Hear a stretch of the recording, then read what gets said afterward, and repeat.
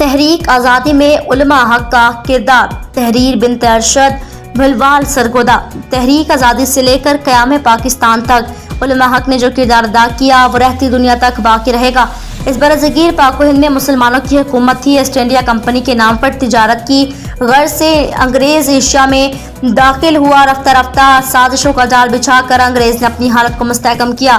اورنگزیب عالمگیر کی وفات کے بعد مغلیہ سلطنت کے ٹکڑے ٹکڑے ہو گئے۔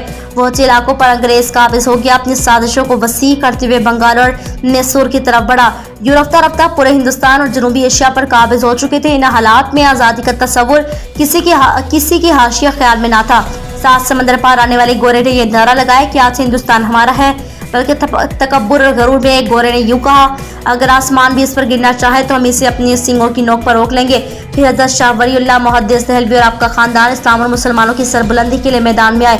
شاہ عبدالعزیز محدث دہلوی نے انگریز کے خلاف فتویٰ دیا کہ مسلمان اب دارالحرب میں ہیں۔